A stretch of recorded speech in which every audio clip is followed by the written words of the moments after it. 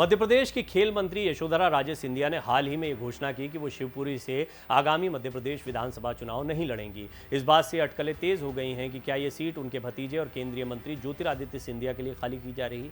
वहीं यशोधरा राजे ने कहा कि पहले ही तय कर लिया था कि मैं चुनाव नहीं लड़ूंगी। शिवपुरी में एक सभा को संबोधित करते हुए यशोधरा ने कहा, मैंने पहले ही तय कर लिया था कि मैं चुनाव नहीं लड़ूंगी। मैं आप सभी को धन्यवाद देना चाहती हूँ। एक तरह से ये मेरी अलविदा है। मैंने सदैव अपनी माँ राजमाता विजया राजे सिंधिया के पद चिन्हों पर चलने का प्रयास किया है।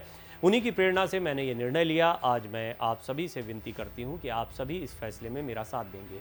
यशोधरा राजे सिंधिया ने आगे कहा कि समय बीत चुका है और नई पीढ़ी को आगे आना चाहिए। ये कदम उस पत्र के बाद उठाया गया है जो उन्होंने अगस्त में भाजपा के शीर्ष नेताओं को इस साल के अंत में होने वाले चुनाव नहीं लड़ने के अपने फैसले के बारे में लिखा था। वहीं प्रदेश भाजपा प्रमुख वीडी शर्मा ने कहा कि यशोधरा स्वास्थ्य कारणों से कदम पीछे खींच रही हैं।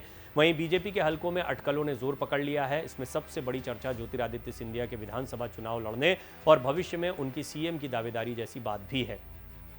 इन अटकलों को बल कई बातों से मिल रहा है। दरअसल इस बार विधानसभा चुनाव के लिए बीजेपी ने सीएम फेस का ऐलान नहीं किया है। दूसरी ओर शिवराज सिंह चौहान भी अपने भाषणों में भावुक होकर लगातार ऐसी बातें बोल रहे हैं जिससे लगता है कि वो इस बार सीएम की रेस में नहीं होंगे। इसके अलावा बीजेपी ने विधानसभा चुनाव के लिए 2 केंद्रीय मंत्रियों समेत 4 सांसदों को मैदान में उतारा है। ये सब बातें यहाँ बीजेपी में बड़े बदलाव की ओर इशारा कर रही हैं। वहीं भाजपा के अंदरूनी सूत्र शिवपुरी निर्वाचन क्षेत्र के लिए पार्टी की योजनाओं का पता लगाने की कोशिश कर रहे हैं। भाजपा के हलकों में अटकलों का बाजार गर्म है। खासकर मध्य प्रदेश में शिवराज सिंह चौहान के नेतृत्व वाली सरकार के खिलाफ सत्ता विरोधी लहर से निपटने के लिए केंद्रीय मंत्रियों को मैदान में लाने की पार्टी की रणनीति के कारण ऐसी संभावना है कि ज्योतिरादित्य सिंधिया को भी यशोधरा के निर्वाचन क्षेत्र या पड़ोसी निर्वाचन क्षेत्र से मैदान में उतारा जा सकता है। प्रदेश नेतृत्व अगली सूची का इंतजार कर रहा है, तभी मामला साफ हो पाएगा।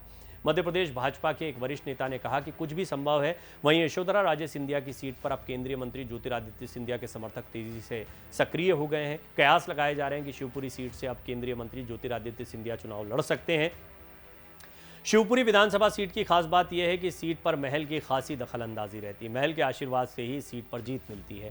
अब तक हुए विधानसभा चुनाव की बात करें तो 1980 से 1990 तक यहां कांग्रेस के गणेश राम गौतम विधायक रहे जो माधवराव सिंधिया के कट्टर समर्थक थे। इसके बाद सुशील बहादुर अष्ठाना निर्दलीय विधायक बने। वो राजमाता विजया राजे सिंधिया के समर्थक थे। वर्ष 1993 में महल समर्थित देवेंद्र जैन के कब्जे में ये सीट आई। इसके बाद वर्ष 1998 में ज्योतिरादित्य सिंधिया की बुआ यशोधरा राजे सिंधिया की राजनीति में एंट्री हुई और वो लगातार 2 चुनाव जीती। उपचुनाव हुआ तो ज्योतिरादित्य सिंधिया ने वीरेंद्र रघुवंशी को जीत दिलाई। वर्ष 2008 में यशोधरा राजे सिंधिया ने माखन राठौर को प्रत्याशी बनवाया और जीत दिलवाई। वर्ष 2013 में फिर से यशोधरा राजे सिंधिया लौटी और लगातार जीती।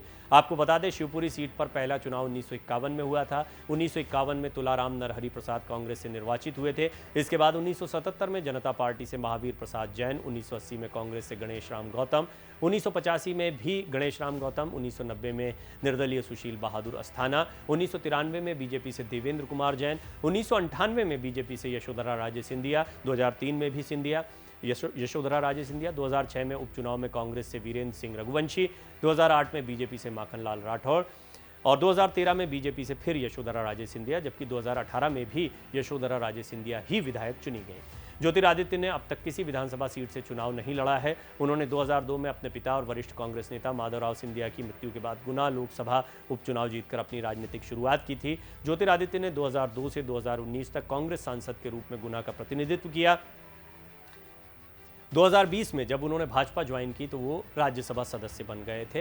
वो कांग्रेस के टिकट पर चुनाव लड़ते रहे हैं। फिलहाल राज्यसभा सांसद बने और राज्यसभा सांसदी को लेकर ही एक तकरार शुरू हुई थी। दरअसल तीन पिलर्स के बीच में कांग्रेस चल रही थी, कमलनाथ, दिग्विजय सिंह और ज्योतिरादित्य सिंधिया। ज्योतिरादित्य सिंधिया अपेक्षाकृत युवा हैं और कमलनाथ और दिग्विजय सिंह इस लिहाज से उनकी गहरी दोस्ती है। यहाँ पर समीकरण नहीं बैठ पा रहे थे, लेकिन ताकत के लिहाज से देखा जाए तो राहुल गांधी की कोर टीम का हिस्सा ज्योतिरादित्य सिंधिया थे। मध्य प्रदेश में उनको चेहरे के तौर पर भी देखा जा रहा था। इसीलिए ये माना जा रहा था कि एक युवा चेहरे के तौर पर उनको सामने रखा जा सकता है। हुआ नहीं, कमलनाथ ने बाजी मार ली। इसके बाद से ही थोड़ा निराश हो गए थे ज्योतिरादित्य सिंधिया, लेकिन कुछ महीनों बाद ही जब राज्यसभा चुनाव की बारी आई तब भी वो जब किनारे लगते दिखाई दिए तो उन्होंने फैसला किया कि वो अब कांग्रेस को छोड़ देंगे और बीजेपी का साथ पकड़ेंगे। उन्होंने अपने साथ कई विधायकों, मंत्रियों को भी साथ में लिया। सरकार गिर गई, फिर शिवराज सिंह चौहान की सरकार आई और राज्यसभा सदस्य के तौर पर जब ज्योतिरादित्य सिंधिया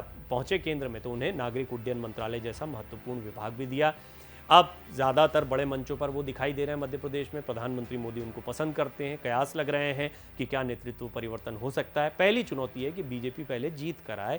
मध्य प्रदेश में जीतना एक सबसे बड़ी चुनौती है। फिर उसके बाद में चुनौती दूसरी होगी कि सारे के सारे मंत्री जिनको अभी तक मुख्यमंत्री पद का चेहरा माना जाता था या शिवराज सिंह चौहान के रिप्लेसमेंट के तौर पर देखा जाता, वो सभी चुनाव लड़ते दिखाई दे रहे हैं। कैलाश विजयवर्गीय बहुत पहले से उनको माना जाता है कि वो सीएम की रेस में हैं।